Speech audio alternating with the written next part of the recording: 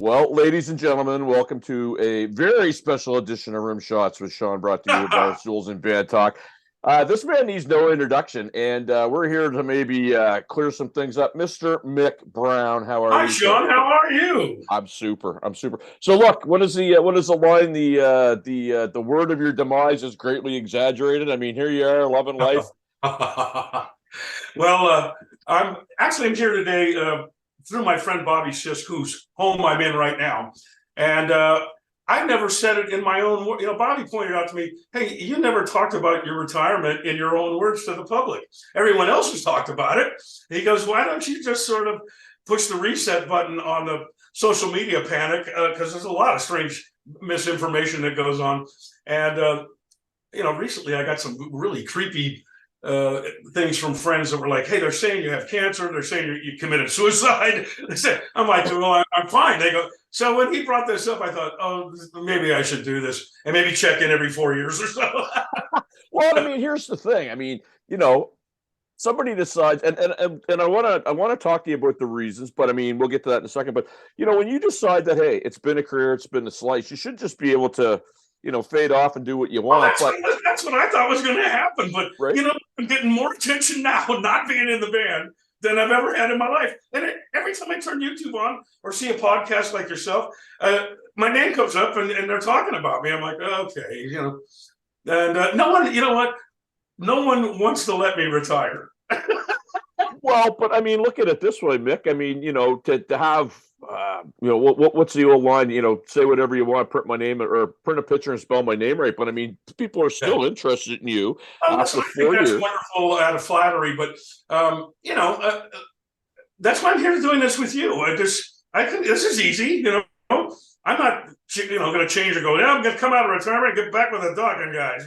That's not going to happen. But, I just would like to just be able to tell my story and say hi. Listen, before we go a little further, I want to interrupt and say there's a couple of things I'm celebrating today. One, Memorial Day here in America. And I know the other one.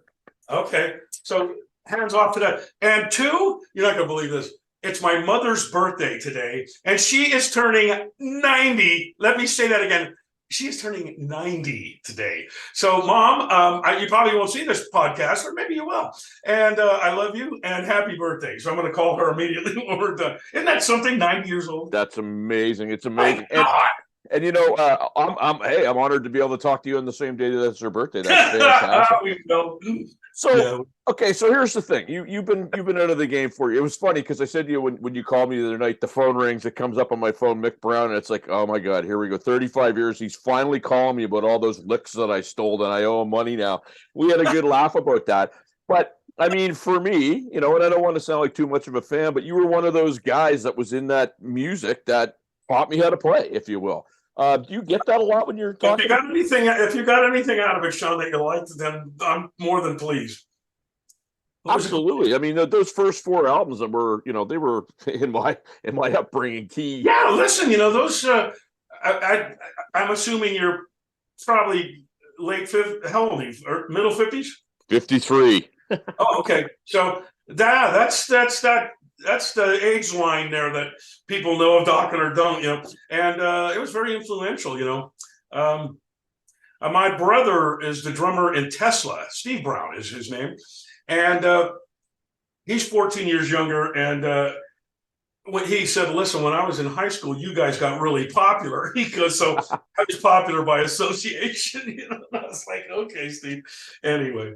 And that's a great story itself. But here's the thing about your playing that I always like, man. I mean, feel free to correct me, but sometimes you played traditional grip, sometimes you played match grip, which was for a rock guy.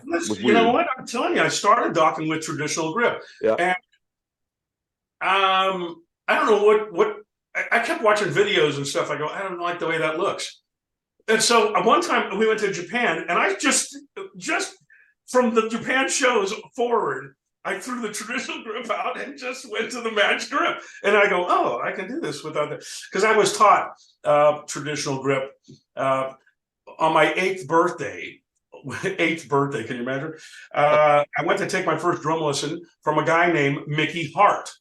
And I did that for 2 years. Then he joined the Grateful Dead. And he became a drummer with Bill Kreutzmann in the Grateful Dead. So it was he taught me that's the traditional thing. But anyway, I just switched in Japan one day and never went back. And here's the thing about your playing for me that I always enjoyed. You'd be a major pocket guy, you'd be playing, you'd be keeping the beat. But when you did a fill, it wasn't what a friend says. He doesn't wank, man. It means something. Not that I would expect you to necessarily remember everything you did when you recorded, but did you have things worked out ahead of time, or did you just kind of go with the flow when you went in there? We rehearsed a lot, and I'm not one of those kind of guys who can do it and just. I'm at Bobby's house, and I'm surrounded by wonderful animals. And I love dogs. He's got like me. What was the question? Just your playing. I mean, yes, we rehearsed quite a bit. So I'm one of those kind of guys. I like to try every combination of something to know that's the one that works. Where some people, like my brother, he can just sit down and play this damn thing instantly and have something good. I like to try a lot of options because you never know. I mean, if you're rehearsing, you have the time. That's where you get to try different options, and you never know what you're going to stumble on that turns out to be really exciting or whatever. So there was tons of time, doing that. And of course, you were a singing drummer too, which is, kind of in this day and age, not a normal thing. My passion. Listen, I'm the drummer just because I am. It wasn't. How do I explain this? When I saw the Beatles on Ed Sullivan, I was so young, and I tried some other instruments, saxophone, guitar. I was just way too small. The hands were too small. Saxophone was like a giant tuba in it, and so I saw the Beatles on Ed Sullivan. I thought maybe the drums, And I thought, well, that's a good place to start because I'm too young to be out in front and be the singer, and that's too much. So drums, it became my thing. But my passion is creating the music. I loved working with Jeff and George and Don, and that was so satisfying to me. And then, I happened to be the drummer, and I love singing. And Jeff and I we just enjoyed. Well, Dokken's thing was basically a singing, more of a vocal group than anything. I mean, there was some music playing, but I really enjoyed the Don, Jeff, and Mick Brown voices. Those are just incredible. God, it was so satisfying, man. I really loved that. No question. You know what? We're cruising along, so we're gonna call this segment one. We're gonna pay some bills. We're gonna come back with Mick Brown after this. Rimshots with Sean, Mr. Mick Brown. It is Memorial Day down in the States, so Mick was kind of telling me on the break that as soon as he's done this, they're going to have some fun. A question I always like to ask people, especially folks that were in it. So, that genre of music, obviously the 90s came and that whole Seattle thing happened. But it seems like that music is just as popular, maybe even more popular now as it was when it first came out.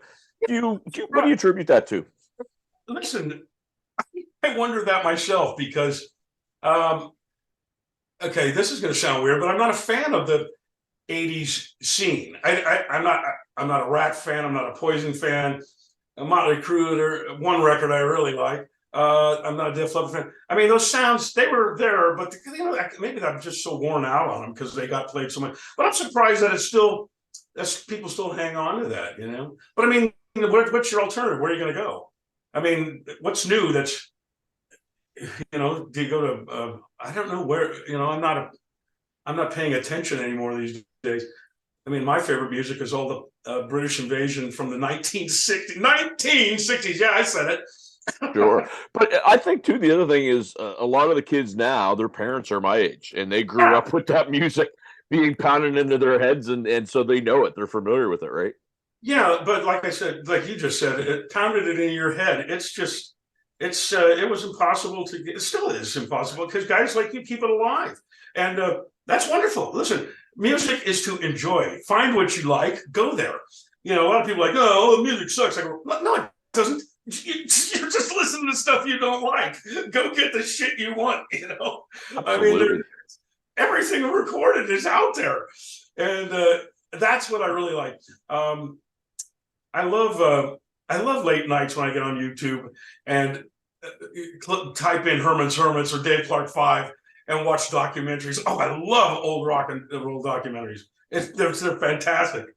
So YouTube is one of those things where it's awful interesting. And about 2 weeks ago, I was up on a Saturday night and I found an old Dokken video from a TV show, I do believe in Germany. Oh, You guys were doing Paris is Burning. Sure. We were so new then. Yep. That was our first, actually, I think that was our first little tour that we did from the Breaking the Chains record. And we really didn't, I was 24. And yeah, I mean, we were very new. Don's voice sounded like a little boy. He sounded like a little 12-year-old, Well, it's funny because a bass player in my band that I play in, I remember we were huge into Tooth and Nail, and then Under Lock and Key comes out, and Don's voice had this roughness to it. And it was obviously from touring more, but he went from being kind of very clean to very kind of a bit of a growl. Yeah, I don't remember him ever having a bit of a growl, but yeah, he's always been a very clean. We call him the crooner because he can. I mean, look at the song "Alone Again." Anything smooth and nice and easy, that came real natural to him. Because when Jeff and George and I would write songs, we wrote them, and normally I wrote them with me singing them in mind, or Jeff, and we write these words, and I'd do the demo tape. And that would never be right for Don. Don's like, I can't, I mean, he liked what we had written, but he goes, I'm going to change this. I'm going to change this because my voice doesn't do, what we expected him to do, Absolutely. And I don't want to get into, I'm not about that whole salaciousness, but it's obviously well documented that, George and Don were kind of like the two brothers that got along one day and maybe didn't. But was it sometimes hard to kind of operate within that band with that? More than sometimes, but I'll tell you what, we never had a problem making music together. I mean, that's the common denominator. Business was a problem always between those two. And they were always, playing off each other. It's hard for me to do because I don't have that in my soul. I don't think that way. I don't, it never occurs to me, that they're, but then I, over the years watching, Dr. Phil and Oprah, and my mom pointing out, you're playing with these guys, I'm like, oh, so I realized at every move we made, somebody was, no, Don, Don's going to be weird with that, or George. But we always, in spite of our manager used to tell us all the time, I don't know how you guys, he's one of these Jewish guys, Cliff Bernstein from Q Prime. Oh, yes. So he goes, I don't know, you guys.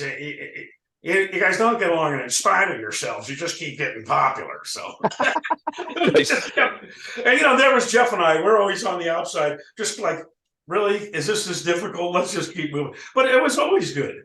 I enjoyed every second of the life I've led with this band has just been beyond what I could possibly imagine. Today, I'm celebrating all of it. Always. It's funny. And Mr. Pilson, to me, and I mean, obviously I've never met him, but he always kind of struck me as the total pro guy that just kind of showed up and wanted to do his gig and not get involved or get in the weeds in any of the nonsense. Is that a fair statement? Jeff is, he's a chameleon with personalities, kind of like I mean, I get along with everybody. I never think there's a problem. I just don't understand. And Jeff can see it, but he knows how to get the best of, how good you are with your podcast here. The way you talk to people, you get the best. I've seen your show now. I watch and you pull the best out of people because you just listen. There's a magic that happens. You know how to do it, and Jeff would be able to do that too. So here's Jeff and I just plugging along and trying to avoid the bumps and everything. But I mean, listen, every band's got some bumps. You know what I mean? I mean, there's no perfect work situation, and when you put an ego or an insecurity in a band member, I mean, that's going to show up somewhere. But hey, you work, you just keep working. So, and obviously Dokken, but then I don't want to say a second career. You were still Mick Brown, but I mean, you played with Ted Nugent for years and 11 years. 11 years. I'm the longest drummer Ted Nugent ever had. I remember that I met the guys in Foghat. We were drinking in the bar after the Ted Nugent show, and they go, they all looked over and they go, hey, so what? You've been in the band almost 5 years now? And I'm like, yeah. And they go, well, I guess you're getting ready to leave. I go, what do you mean? Ted never keeps a drummer over 5 years, ever. One guy. And I ended up being there for 11. So I was really pleased. And looking back on that now, I didn't know I was going to like playing with him. And man, he was, it was wonderful. It taught me how to work for somebody it taught me to rise up to this challenge. And Ted would not just take any. You had to be top notch with Ted.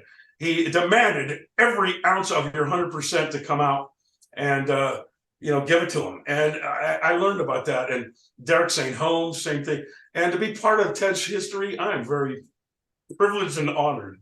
So here's to you, Ted Nugent. Absolutely. And I mean, Ted's always good for the soundbite. I mean, he's just he speaks his mind, whether you like what he says or not. He wears his colors on his sleeve. And I mean, I don't know what it is in this day and age where, obviously being, maybe racist or something, and I'm not saying he is, but if you're like that, but I mean, you're not allowed to have an opinion these days, right? It's just very strange. Listen, there was a documentary about him where his wife said his voice became louder than his guitar. Well, I guess maybe it did. I mean, he wanted it to. So God bless the guy. You know what, though? I mean, everything he says, he means it in a positive way. And, what's wrong with that? I mean, whether you believe his beliefs or not. But I never had a problem with his beliefs because I do, but everything he says and does, I'm like, that's good, Sure. So I tell you what, my friend, we're actually going to do 2 segments, right? We know this. So the first segment, we're gonna step away and pay some bills on this one, and we're gonna come back, and then we're just getting started. This is so much fun on Memorial Day weekend with the awesome Mick Brown. When the check gets here, I'll be back for a second. All right. I'm kidding. All right, folks. Rimshots with Sean. We're back with Wild Mick Brown. You didn't say that once yet, so that's awesome. I guess I am. Now it's mild Mick Brown. But that's okay. I did the wild. Let's try the mild. Well, why not? Hey, it's just like beer or like cigarettes. It's good too, right? Life left. Let's give it a shot. I didn't cover in the last segment, but I want to cover here. So obviously, Dokken kind of does what they do. You go in a lynch mob. I'm going to be a little bit fanny. I think one of the best pieces that you did as a player was the song "Wicked Sensation." I love that song. Top to bottom, I actually, that's one of my practice jams when I'm kind of warming up. It's got a little bit of everything. It's got a great groove. It's very. It does. What do you remember about that album? Putting that album together? Oh, that was I just didn't see that one coming that strong. Okay, Dokken had split up, and we sat around for a little while, and George was like, "Hey, we got to get something going here." And this was the opportunity for George to put his ultimate band together without Don, and have the singer he wanted to have, because George really never was a fan of Don's. And so we did a 3-song demo, Wicked Sensation. And when he came up with that to that, it just. What? And then we took it to Madonna's manager in Hollywood and played this demo. And he goes, "I'll sign you right now. I'll give you $650,000 today for your publishing." And I looked over at George. George goes, "No, keep the publishing, man." I'm like, "Okay, all right, I can sure use some money." But but the thing is, the sound of that record, getting Oni involved. It was, I was really impressed. And to this day, still musicians go, that was the album. But you know what? Musicians used to say the Under Lock and Key record with Dokken was, they go, we bring that into the recording studio, like the guys from Firehouse. We bring that in to the recording studio, play it for our producer, and go, this is what we want to sound like. So those 2 albums, Under Lock and Key and this Lynch Mob record, it's just unbelievable. But actually, I love both of those records. One was a little slicker, but Wicked Sensation. Oh my God, I was really, really pleased, and it started happening pretty well. I was what a great time to do that.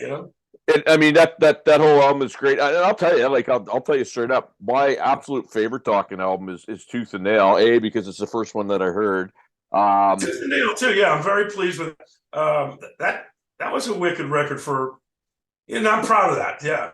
Very much so. There's, what? Now that I got you here, there's one fill that's probably one of my favorite fills I've ever heard, and I don't even know if you know what it's in. Bullets to Spare, last chorus, and when you initially hear it, it sounds like a fast snare roll, but you're doing something in there that's not really traditional. I can't remember. I mean, I know the section you're talking about. I'm blank. I would have to hear it. But you heard it, so you got Absolutely. it. I've been trying to do it since 80. Yeah. I've been trying to pull it off since 85, Mick, so maybe I'll have to compare notes. So, here's the thing, and, and we're going to take it wherever you want to take it, but now kind of circling back to our first segment. So 4 years ago, you decide, you know what, it's been a great ride. I just want to kind of do my thing. So in your own words, to address this, what got you to this point? Okay. It's been about 4.5 years. I was 63. My body started developing pain from playing drums, and I was really getting tired, and it was really hard to walk through airports. I was feeling a lot of pain, shoulder pain, some joint pain in the fingers, which have subsided now, except the walking part. Right. And it didn't occur to me to stop, although I just blurted out to Don, I got to stop doing this. I can't do it anymore. And he got it immediately, like, wow, I'm surprised you even made it this far, with what you did yourself. And I figured out I could stop everything about, I wouldn't have stopped if the pain wasn't there, but the pain was, and it was getting too much for me. And the traveling, listen, after 40 years of traveling that fast, the last thing I wanted to do was go to another airport or sit in a van going to the hotel or on a tour. But, I was done. And I just let the higher power go. All right, you're done. And I followed that. And everything I liked about it had kind of disappeared anyway. Like in today's world, Don wasn't using me on the records. The last couple of records. And I'm like, what? I'm the drummer in the band. You're not going to, because it costs money to fly me. It turned into that world. And it became a job. And I was like, well, it's still a real good job. But, I love like I said earlier, I love the creative part of work. And like when Jeff and George and I would write a song and deliver it to Don, done and show him what we had. And that was a really satisfying thing. That was gone. My roadie was gone. I had to set up a different drum set every day. And it went full circle from what you did when you were 14 to 63. I'm like, I'm back as a 14-year-old, except I'm really old. I have to set these drums up. Fuck that, And so I just did. And I'm telling you what, it's been the best choice. I'm absolutely sure. I really discovered life after all that because I didn't have it to prove anything. And I got a chance to look at myself in the mirror, except I really could use some shampoo. I got a chance to look at myself in the mirror and say, who am I? And now I've got this group of great friends and I'm in one place, so I can enjoy that. A lot of people are always like, let's go down to my timeshare in Mexico. I'm like, no. They go, oh, you never go anywhere. I go, I went everywhere. I've been there 7 times. I don't want to go nowhere. It's fun. Bobby and I were texting today, and I said, Mick, really at the end of the day, you're kind of where I think anybody that's a musician wants to be, where you've said, okay, I've done everything I can do. I've done everything I want to do. It's not fun anymore. I'm going to hang it up, but I can still do all kinds of fun stuff. And it's not like life's over and I got to get a job as a telemarketer, right? I mean, like your body of work, right? It's got you where you are and you're living life. Well, listen, I have no ambition anymore. So, and I've never really been ambitious with everything except music. I make enough money where I don't have to do anything. And guess what? I don't do anything. I ride that chopper. Yep. It's Q. And I mean, that's really what my passion is. I do that. I do a lot of sleeping and I don't have anything I have to do except enjoy my friends today and stuff. It's that kind of a thing. Yeah, that's where I'm at. And I couldn't be more pleased. I'm telling you, I want everyone to know I am just having the time of my life, but I've always done that. But this is just as good. I don't miss being in the band. I haven't touched a drumstick in 2 years. Since I've retired, I've played 2 Highway to Hells, 3 rock and rolls, and what Bobby makes me play on hit with his band. Sometimes makes me. Isn't that weird? I jumped in with Bobby and this really young guitar player girl. Named Sophie, who's 50 years younger than me. We play River of Love by Lynch Mob. Yeah. And so I've done 6 songs in 4.5 years. But I'm done. I did it all. But I mean, that's cool. And I mean, I'm sitting here. I know a lot of people who I've talked.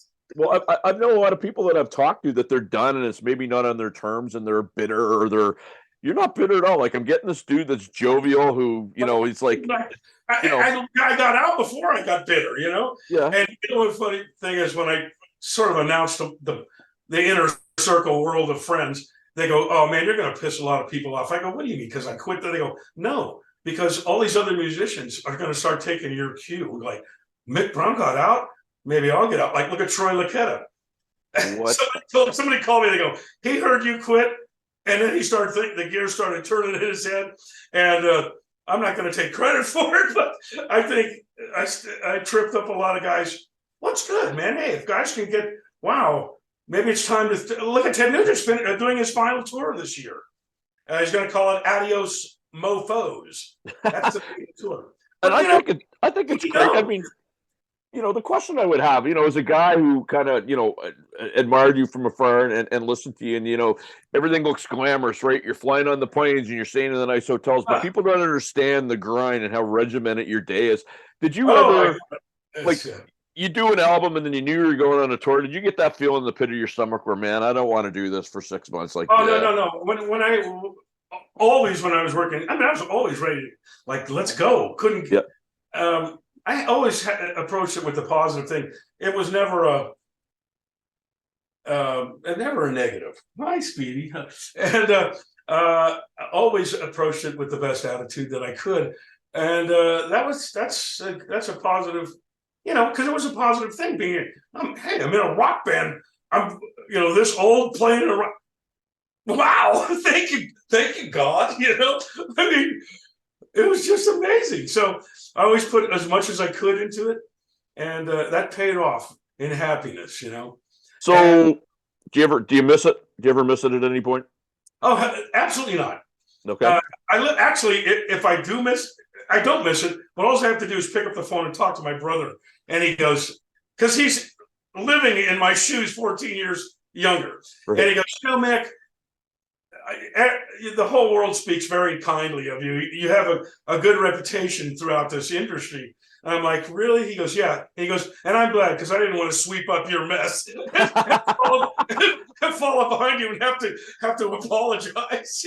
So he's just enjoying that shit out. And we sit there and talk, and he'll drop some names because a lot of people are still in the business that I worked with, and we just sit there and howl. And I can live it all through him. But you know what? I don't care. I did everything I wanted to do on tenfold more than I thought was going to happen.